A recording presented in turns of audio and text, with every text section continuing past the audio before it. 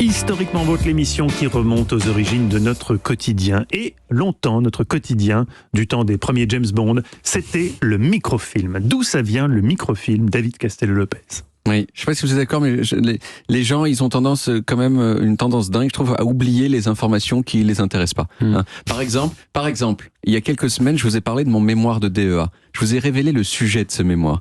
Est-ce que quelqu'un ici s'en souvient, hein? Ah bah non, voilà, personne s'en souvient. C'est sur les zizi, j'ai fait plein de montages. C'était là-dessus, ça. Voilà, bah oui, du coup, on se souvient que des montages sur le zizi, mais on se souvient pas. Rafraîchissez-nous la mémoire. Parce que tout le monde s'en fout. La réponse, c'était la photographie amateur en France depuis 1965. Voilà. On l'oubliera plus jamais. Je vous referai un quiz dans quelques semaines, on verra. La photographie amateur en France, 200 pages, hein, quand même, sur le thème. Avec des photos. Et voilà.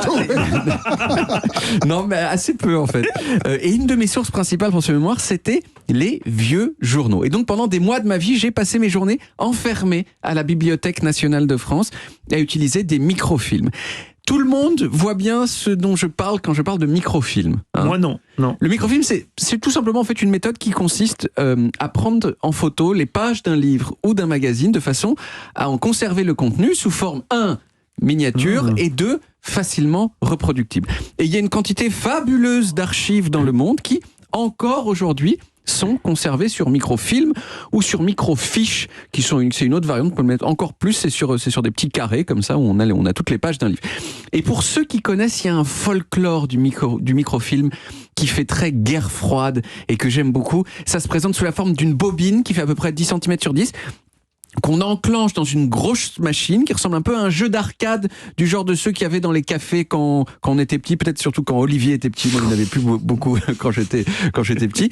Et là, avec une molette, on peut soit faire avancer le film à toute vitesse avec un bruit délicieux, soit le faire avancer lentement pour arriver à la page qu'on veut.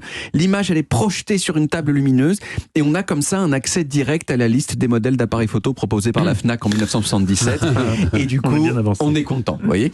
Ensuite, on rembobine le film et quand il est entièrement rembobiné, l'amorce tourne autour de la bobine frénétiquement dans un son, encore une fois, hyper grave froide qui fait flop, flop, flop, flop, flop, flop, flop, flop, flop. Vous voyez, c'était très agréable. J'ai essayé de le retrouver, je ne l'ai pas retrouvé. Mais vous le faites tellement bien, c'est inutile de le retrouver. Exactement. Mais alors, depuis quand est-ce qu'ils existent, ces microfilms ? J'avoue, c'est pas hyper intéressant comme origine parce que c'est à peu près, alors que le sujet lui, c'est à peu près aussi vieux que la photographie. Oui. Voilà, c'est à peu près aussi vieux. Tout de suite, on a eu cette idée-là. Oui, tout de suite, parce que voilà, c'était grand. Il y a des daguerréotypes. Il y a un type qui a trouvé une méthode pour réduire de 160 fois les daguerréotypes. Donc en gros, ça existe depuis ce moment-là. Mais il y a quand même quelques fun facts qu'on peut qualifier. Bon, des facts, disons, qu'on peut qualifier de modérément fun. Voilà. L'une des premières utilisations fun du microfilm à grande échelle, c'était pendant le siège de Paris en 1870. Il y a un inventeur français qui s'appelait René Dagron et qui a trouvé le moyen de faire reproduire des pages de taille normale sur des négatifs de 1 cm sur 1 demi-centimètre. Et ces microfilms, ils étaient ensuite attachés à des pigeons voyageurs et ils ont permis aux Parisiens de continuer, tant bien que mal, à communiquer avec l'extérieur pendant le siège. Ils n'avaient pas mangé les pigeons. Non, ils n'avaient pas mangé les gens n'étaient pas comme vous à l'époque, sinon on n'aurait pas eu beaucoup de messages. Je m'en fous de savoir ce qu'ils me disent. Moi, j'ai faim. Aussi, autre fun fact, disons modéré, les microfilms ont été utilisés aux États-Unis pendant la Seconde Guerre mondiale pour envoyer du courrier aux soldats. En 1942, le gouvernement il s'est dit il faut vraiment que les soldats ils puissent communiquer avec leur famille, sinon ils vont être tristes et du coup ils vont mal combattre. Et donc ils ont mis en place un service postal mouse. Le problème c'est que le courrier ça prend énormément de place. Quand tu recevais la lettre, il était mort déjà. Qui le soldat. Ah, oui, quand il recevait la lettre. Oui, je comprenais pas. Les parents recevaient la lettre. Oui, exactement. Ça pouvait tout à fait arriver. Mais donc c'est vrai que la place que ce courrier prenait dans les cargos, c'était beaucoup trop. Et donc surtout, il pouvait être utilisé pour autre chose, par des armes, tout ça.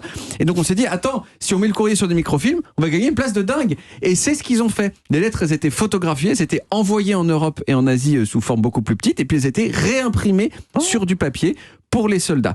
Voilà. Alors, contrairement à ce qu'on pourrait penser, le microfilm n'est pas mort du tout. Il est encore utilisé dans plein d'endroits, en particulier dans les bibliothèques pour tout ce qui est archivage de journaux.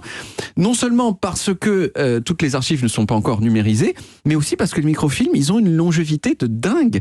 Ça dure 500 ans, un microfilm. C'est bien. Et on l'a testé, hein, ça n'a pas 500 ans, mais en fait, on estime que vu les caractéristiques physiques du microfilm, ça peut durer 500 ans. Et contrairement au CD-ROM qu'on peut plus lire parce qu'il y a plus de lecteurs. Ou des disquettes. Ou les disquettes encore pire, les machines à lire microfilm, c'est tellement simple comme principe qu'il n'y a aucune raison qu'elles ne soient pas encore là dans On 500 pourra ans. toujours les utiliser dans Exactement. 500 ans. Et en fait, c'est comme un film qu'on met dans un appareil photo qui est beaucoup plus petit. Pas forcément. Vous n'avez rien compris, Avec Olivier. une chambre qui est différente. Alors c'est plutôt comme une diapositive Oui, et qui est et c'est projeté sur un truc beaucoup plus grand parce que sinon l'idée c'est que c'est tout petit en part, vous faites passer de la lumière avec une lentille et vous avez un journaux d'une taille de journaux. Mais James Bond, il a un appareil photo minuscule dans lequel il met son microfilm. Oui, alors ça c'est effectivement on peut aussi prendre les photos sur des négatifs qui eux-mêmes sont minuscules, c'est aussi tout à fait.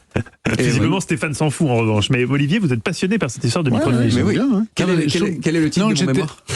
Mais c'est sur les photos amateurs depuis 1965. Et pourquoi pas 66 Parce que le 65, c'est la sortie du. Je peux répondre à cette question, mais je ne sais pas si c'était. Le 65, c'est la sortie de l'Instamatic, un appareil photo de Kodak qui a été un peu une charnière. C'est vraiment l'histoire de la photographie pour nous, David. Merci beaucoup. C'est fou. Merci David. On retrouve les origines en podcast sur toutes les applis audio et en vidéo sur YouTube, Dailymotion et sur europe1.fr.